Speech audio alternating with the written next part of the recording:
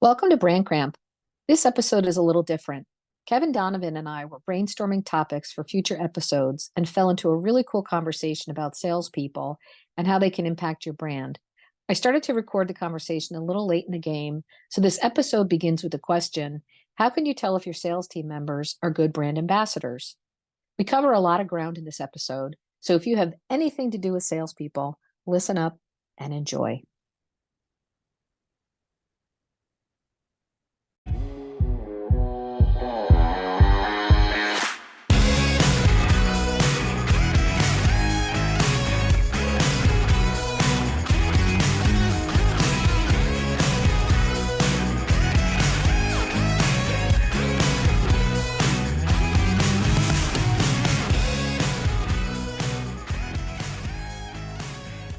How that person interacts with the customer is crucial to getting your message across to them and the Right. message that you want to get across. So seeing those, observing those customer reactions and their facial expressions, whether they say something or don't say something, whether they nod their head or don't nod their head, that's you getting your message across. And then the message, is it the message you're touting on the internet? Is it the message you want that customer to get, the brand? So it's the person. And so firsthand observing is really the best way. But then you can also assess those people that are in those positions to see if they've got, the skills and the personality uh, to ask the right questions. You often need to have them. A salesperson has to be able to talk about money, right?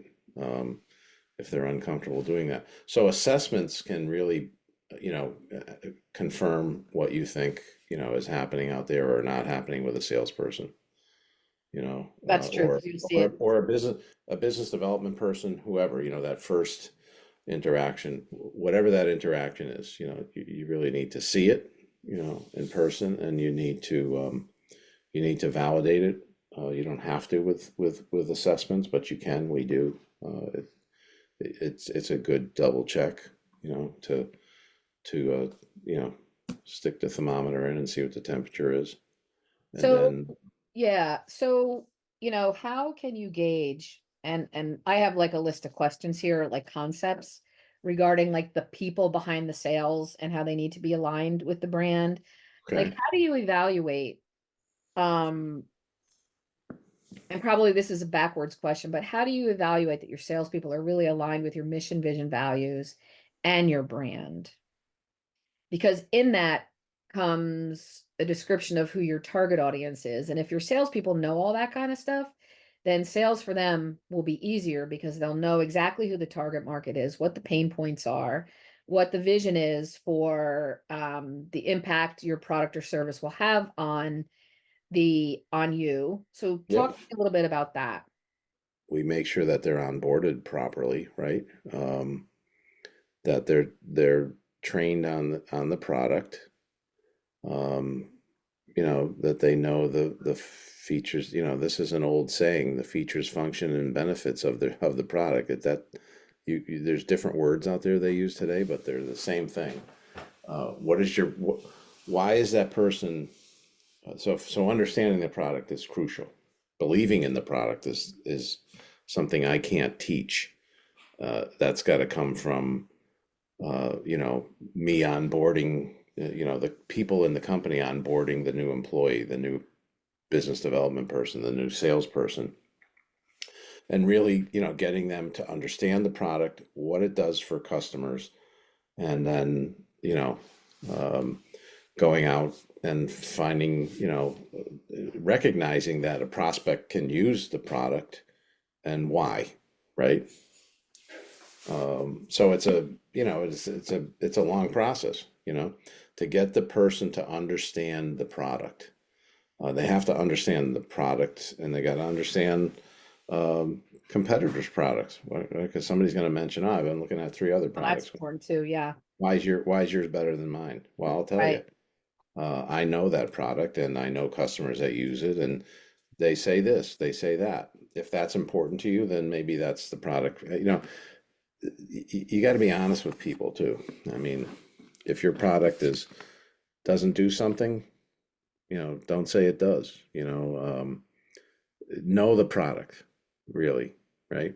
And it comes with onboarding. When you throw somebody I've had this happen, walked into companies and salespeople that have been there 6 or 7 months are just kind of flailing because no one's kind of helped them. They were in the business before, but they don't know this company's product as well as they should, because they were kind of just thrown into it, and they learn about it from errant conversations. Right. Right. Uh, but if we we propose, a 1 year onboarding program. Here's what you do, you know, and obviously product knowledge is a big part of it, right? Otherwise, how are you going to believe in what you're doing, right?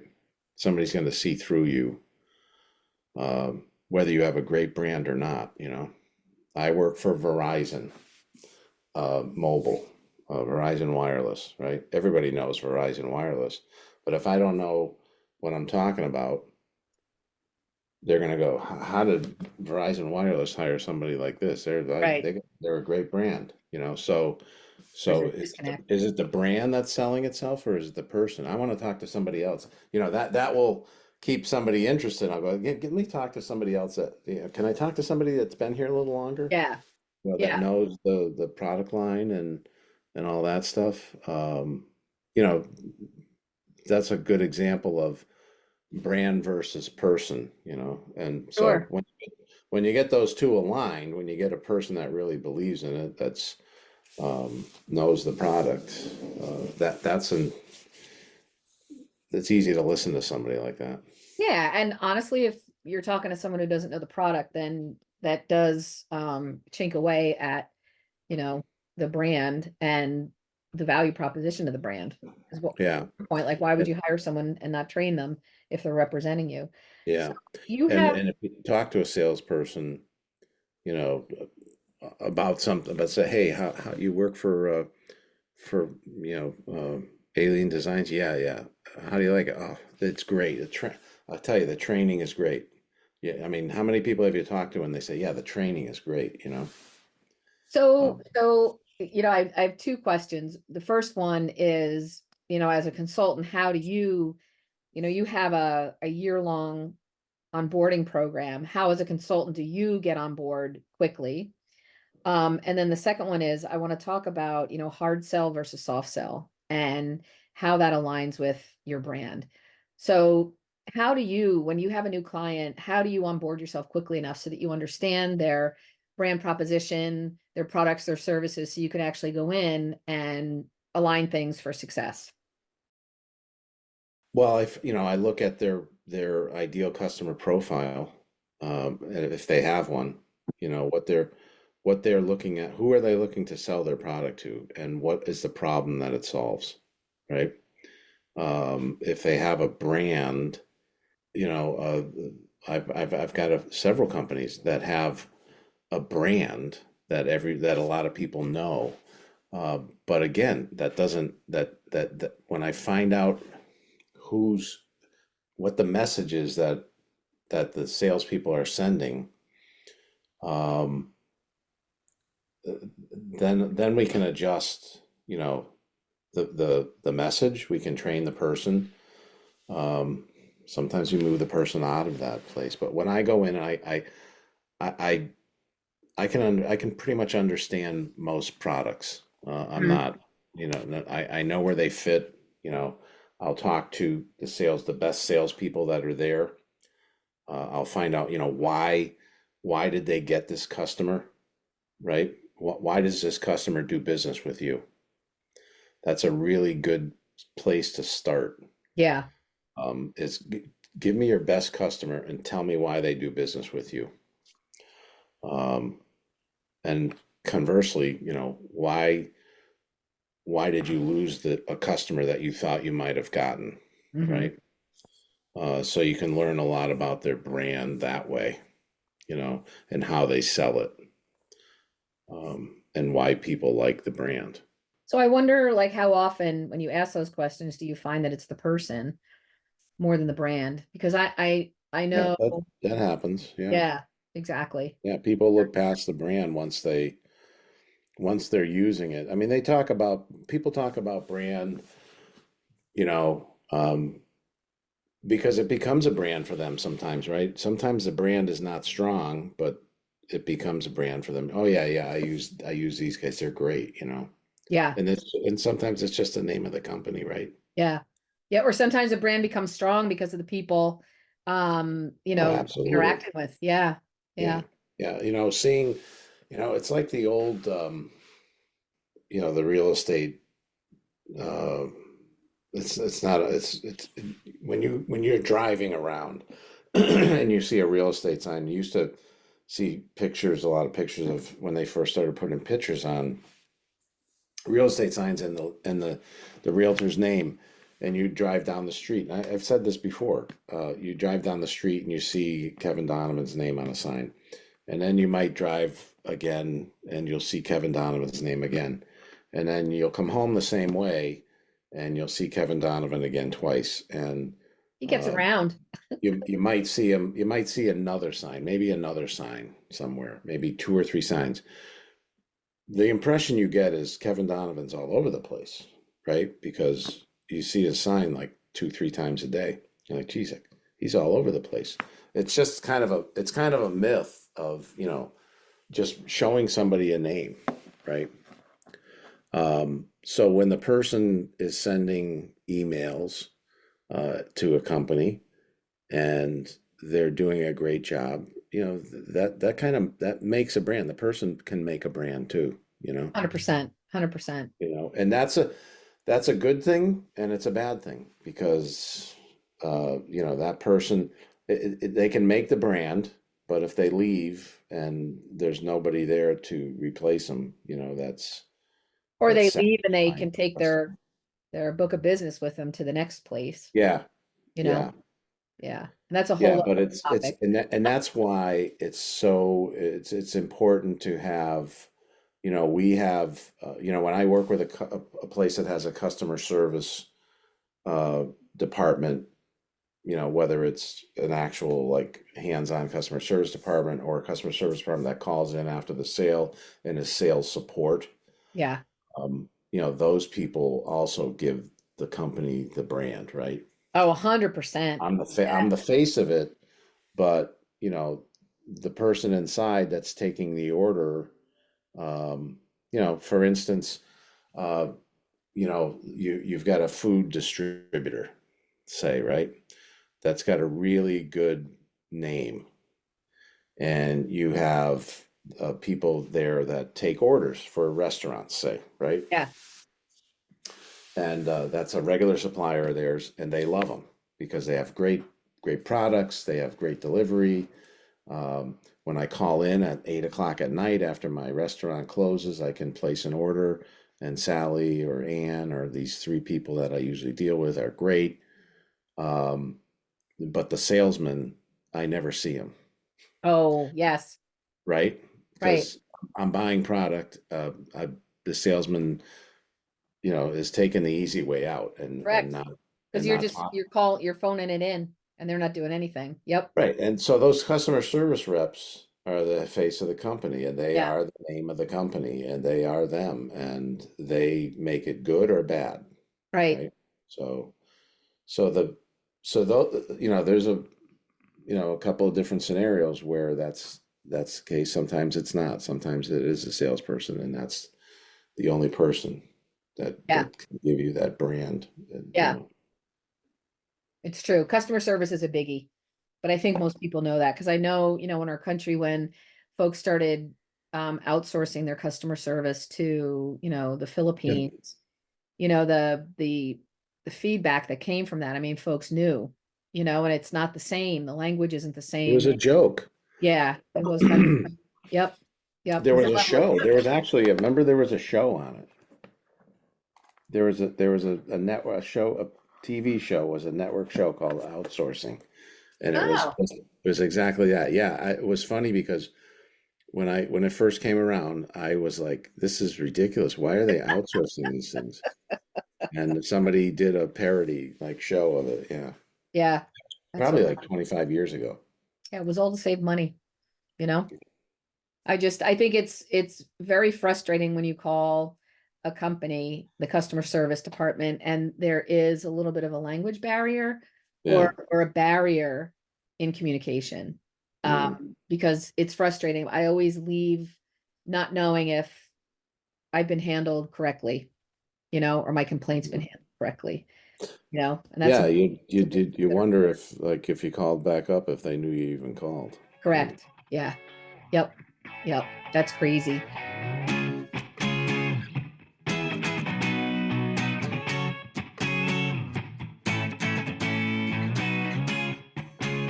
So let's talk a little bit about, hard sell versus soft sell on branding. Because we've all been sold to, and there are some folks who are just hard salespeople who finally are like, okay, okay, I've had enough. All right, I'm in. And other people who are soft sell people who develop a relationship with you. And then, a year down the road, you're like, when did I start doing business with you? This is awesome. Yeah, yeah, yeah. So what Yeah. do you have clients who have that as a part of their brand? Like, we're a hard sell company. Not so much as a company. Um, it depends on the product. I mean, if it's a commodity, well, even if it's a commodity, sometimes it doesn't become a commodity. I mean, if a company's good enough and a person is good enough, they can make a commodity sale, a soft sale, right? Mhm. Um, like by not making your product a commodity, showing somebody why it isn't. I'm not a commodity, hard selling, I don't find it as much anymore. I mean, people are almost afraid. Uh, what I find a lot is people are afraid to be hard sellers anymore. At least the folks that I've dealt with in the last 3 to 4 years. Um, it's all about, building that relationship, which it should be. Yeah. Um, and finding the need and finding out if that product is solving this person's need. What and the reason it's not really there's not a lot of hard selling going on out there is because most sales are made by committee almost today. There are so many different people um, in the sale process. There's the user, there's the technical Mhm. person, there's, the champion that, sees it as something we should buy, but isn't really using it and doesn't have any say in the money that we're spending on it, but likes it, right? Then there's the person that has the money that, is the one that's going to release it based on, is this a product that is this a good decision for us? Is the ROI there? Is there a cost benefit for us to do business with this person or buy this product that we don't already have? There's two different ways to, two different things, right? I got a product that you don't have and you think you need it, right? So I have to figure out if my product fills that need, right? Yeah. And then you have to decide whether the product, I've got to create the need more, right? Somebody might look at a product and go, I really want to switch from doing it this way to your product. And then they get into your product and maybe some competitors' products and they go, you know what, this is too much. I'm going to continue doing it the other way. Well, I didn't create a need. And you can't hard sell a need to somebody, right? Yeah. You have to kind of create that, right? So, and you have to create it amongst that committee of people that are buying, right? Because if you got, it's a vote, right? Who's voting for you and who's not. Um, so a lot of the sales that I deal with are technical sales, and that's the way those kind of work. Yeah. Uh, hard sell, let's talk about the hardest sell, right? The hardest sell is a car, right? Uh, Yes. those folks, and I don't deal with, business. If we're talking business to consumer, that's where a hard sell Yeah. comes into play. And you know what I was thinking about this morning? Um, like I was thinking all about brand cramps and stuff and the sales process and, how the hell do pharmaceutical companies sell their products? Mm. Think about that. Don't get We me can't into even that. pronounce them. And Don't every get me into commercial that. that we see says, ask your doctor about this drug. I'm like, I don't remember it because it's got six Z's and a Y in it. I You don't know don't, well, the other thing is you don't even know by the end of the commercial, you have no idea what it's what it's for. for because everybody's happy. That's all they are. The They're dog. happy because they're on this drug. Exactly. Yeah, So that's a whole other thing. I have to find a pharmaceutical salesperson. I think ultimately what happens though is the pharmaceutical companies sell to doctors yeah, and not to, it's not a B2C, it's a B2B kind of thing, but they had that little B2C thing so that, I could say, hey, I saw an ad on the news last night. The name, I don't remember the name, but it had a happy person in it. yeah. Well, I worked for a couple of companies that wouldn't hire pharmaceutical salespeople. Oh, okay. I Uh, think it's a whole different ball of wax, actually. yeah, I don't. I'm sure there's some out there with scruples, but I don't think many of them have scruples. Oh, wow. Yeah, Wow. I know they make and good and money. and we won't even. So, in order to get into my group that I belong to, Sales Acceleration, um, which it's not a franchise. It's basically, a group of us, a national group that share best practices. We have Sales Acceleration is a company that we pay our royalties to get our content and share everything, right? They will not uh, they will not hire somebody who's been a sales in pharmaceutical sales. Huh, They will, interesting. you can't be an outsourced VP of sales and use a sales acceleration brand. Um, In pharmaceuticals. yeah, Yeah. no, if you were in pharmaceuticals, Wow. yeah, they just they don't have a good track record.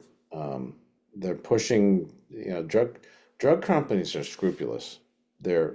They're unscrupulous. I mean, they, I don't know. That's a whole other topic. It's a whole other topic, is right. But I was thinking about that because I was thinking about brand cramps. And like that's a huge one if you have a B2C budget, none of the people who are watching your commercials, pharmaceutical companies, Yeah. remember your drug because they're not names that are rememberable. Yeah, and then they put a brand name on that drug. Um,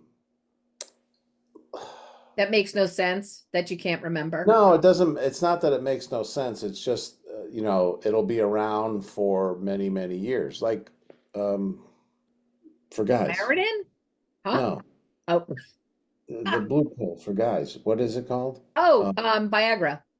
Viagra. Viagra is not the name of the drug. The drug is some drug like Viacidil or something like that. Okay. And so, but Viagra is the brand name. So you got to, Right. and then so you got other people, generic Viagra, right? When it becomes generic, like after, I don't know how many years they have for their patents. I think Yeah. 20 years or something like that, Yeah. where no one else can make it and you got to buy it from the original manufacturer. Yeah. So then after 20 years, it becomes a brand, Yeah. right? This stuff that what's the weight loss one that it's really a diabetes drug? What is Yeah. that? That everybody's taken. I don't know what Uh, it's called. It's creating more issues than just Ozempic. that was it. Ozempic. Yeah. Yep. That's become a brand, you know. Yeah. Um, See, you remember these things. I don't. yeah, they're brands. I think it's a matter of trust.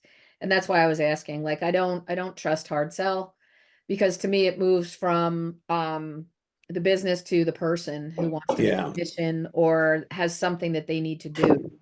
And that's why they're putting pressure on me. And I think, it's just my personal belief that a sales organization should never put pressure on anyone to buy from them or do service with them. Yeah, but the hard so like yeah, but you got a car. there are so many salespeople out there that like, so I will say that it's mostly business to consumer. Some of them are, some of them are business to business, but they're basically just a phone person that's trying to call you and slam it, slam a product down your throat. Uh, but yeah, it doesn't work. I mean, I've been in sales long enough to like, I'll play with a sales guy who's being hard on me, Yeah, because yeah. I'll actually, I'll have fun with it, and I'll go, where do I sign? You know, I think too, though, honestly, you have to sell with retention in mind and you have to what? sell with retention in mind.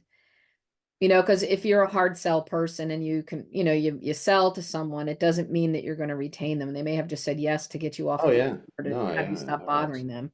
yeah, But the process that you're explaining where, you have a sale by committee, that builds trust and respect and retention because folks, when you have a committee making a decision, it's hopefully a long-term one.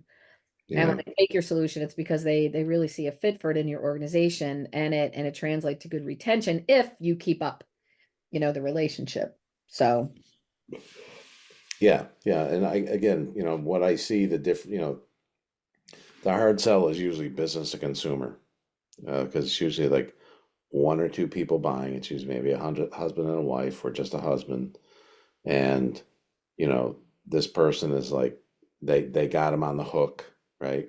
They called, they came in, and I'm going to sell you this piece of furniture before you leave. oh, that's the furniture store in our market. That is Bob's, man. Yeah, and then you've That's true. got the Furniture is worse than cars, for then sure. you've got yeah, You walk because in they're the walking showroom, they're around. like, "Hi, can I help you? Can I help you? Can I help you? Can I Oh, help you you?" like that, and they can watch you get in sit in a chair or Yes, and they're like, "Can we have that over here?" You're like, "Could you please leave us alone?" But then you have like 100 eyes on you while you're trying to be comfortable sitting on yeah, furniture. and of course the people were soft when you came in. They're like, "Hi, just look around and let me know if you have any questions." And it's gonna be they're gonna be coming up there and going, "You really like that brown one, don't you?" You know, Yeah, exactly, uh, exactly. That's and so funny. that's the beginning of the hard sell, right? Yes, exactly, exactly. The last I time can put my you in husband this and I chair went to get. to, what's that? Well, we've got 30% off this weekend. But I'm not sure if that chair is going to be there on Sunday. Oh yeah, or we have 0% financing for the next 30 years. That's the hard sell. Yeah. Yeah, exactly. Exactly. Oh, we can have it delivered to your house tomorrow. Yeah, we can deliver it tomorrow. Yeah, You that's know. so funny. uh, so your question about hard selling, did I answer that? Yeah, you did. You did. I did, it is a B2C thing. 100%, not B2B. Because you're right, B2B is so different now. Um, Unless it's like office stuff, but that stuff's all done online now. yes, exactly. And then you have a customer service department that you're dealing with, not a salesperson. And even some Right. of my And clients are moving their smaller accounts to a customer service department, yeah. because Well, the and so you still have like you can still have some pretty hard selling people in those positions. Can I put that order in for you now?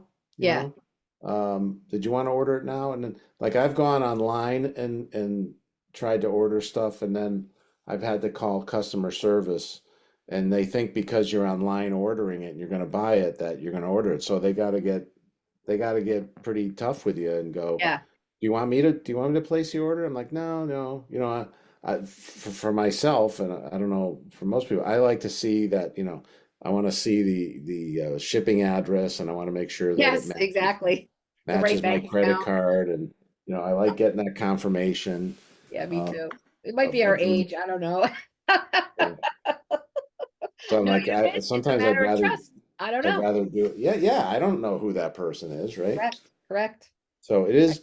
It always comes down a lot. It always comes down to the relationship and the trust that you can develop, and some people can develop it quicker than others, right? Yeah. Yeah, absolutely. Absolutely. And that's the person you want selling your brand, is the person that it's the right person, You know, it's got to be a person that believes in it, that's knows it, that, you know, if they don't know it, they can tell you they don't know it, right? Yeah. It's another thing, you know. But it's all about that building trust, and people judge the brand based on that person, right? Oh, 100%. Yeah. You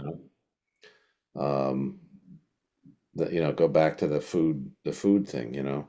Um, that person, that salesperson's, you know, given the company a bad reputation, but yet I'm still buying their product. But I got this gnawing thing in the back of my head. This guy Yeah. never calls me, you know. Correct. Correct. That is probably the number one brand cramp a business can have, is to have, their employees or their salespeople not embrace the culture, or even not even embrace the culture. If they're cranky, it doesn't matter what your brand is. You're going to be known as a cranky brand. I was on a conference call with a client who was talking to an association that they were sponsoring, and the gal from the association was so cranky and talked over us and wouldn't answer questions and complained and all sorts of stuff. I left that meeting like, holy smokes. Yeah. Holy smokes. Yeah, you really need to you need to align everybody. You know, customer service, the people that answer the phone, you know, and so that, you know, so your brand and your has got to come from the top, It you know. does. And, in that scenario, I would have been okay. Like what would have really been okay was for her to say, I'm having a tough day and I'm sorry if I'm coming across cranky. And then it completely shifts the tone of the Yeah. conversation. Like, I get it. You're allowed to be cranky. So you know what? I'm going to be less judgmental and maybe a little kinder. And it's funny because I try to do that. Like when I interact with people, I'm like, today is not my day. I might come across as being a little cranky pants. So I Yeah. apologize in advance. And I don't think that's a bad thing. you know? But again, acting, you know, is part of the job too, you know. Oh, yeah, that's a good point. You know, in a salesperson's job, I sat in on a call with a sales guy who is really good. He knows the product. He's been doing it for like 15 years in different aspects of the company, and now he's the sales guy, and he's got a lot of experience. So one of the clients, prospects, asked him about um, this. Can you bridge something to our software here? And he goes, well, yeah. He goes, let me tell you about that software. He goes, yeah, we've had some good and bad experiences, mostly bad experiences with it, and this and that. And he started telling the story about the bad experience, and I was like, oh shit, shut the fuck up, would you please? And he got, you could tell he got into a mood, Oh and it, no. like a smile, like almost like a grin, and oh my God, we had so much trouble with that company. And I was like, so then the guy goes, look, I don't care what kind of trouble you had with the company. He goes, can you do this? And do you have somebody that can talk to me about it? So the guy didn't care about the story, Yeah. but this person should have changed their attitude about it and just Yeah, read forgot the about it. room. Like, Yeah. clear the mechanism, and said, "Yeah, we could do something with that. Now I'll do it. Just take all your bad juju out, and Yeah. you gotta forget about it. Like I said, clear the mechanism and just be you sales is acting, and I'm not saying it's fake acting. I'm saying it's you know it's having all that shit behind you and not letting it get in your way. In front of you. Yeah. You know, Exactly. pull out the good face, which you can do. A good actor good actor. You believe that they're playing that part and they're that person, right? Right. Right. Exactly. Because if you if you want to think that acting is fake, yeah, it's fake. But those people, but if you boil it down and you see what they do to become that person, um, it's really not. They're absorbing that person. You hear about actors who, um, And I use this simile because it was given by an actor who had to act as a salesperson in a movie, and he said it was the hardest thing to do. He says, I can't see how salespeople can be, up every day Oh and yeah. sell, you Yeah. know. And it is kind of a juggling act. You got to get up every day and talk to people and be happy about your product. That I'm not faking that I'm happy about my product. Right. I'm just not letting everything else get in my way. Yeah, exactly. That the dog shit on the bed this morning, and Right, right, you know, exactly. And the 16 people who said no, and the 5 people who haven't returned my phone calls. Yeah, yeah, yeah, yeah. Put my brand face on, yeah, right? yeah. Or it's that Um, whole thing, turning transactions into relationships. I mean, if yeah, you approach yeah, your job as, your job responsibility is to create a relationship, then that might shift things a little bit, yeah, yeah. Put on your brand face, Yeah. Your brand new face. the brand new face. Good one. I like that. We might have just recorded an episode. I don't know. Well, thank you, Kevin. Till next time. Thank you, Aileen. Pleasure, my pleasure.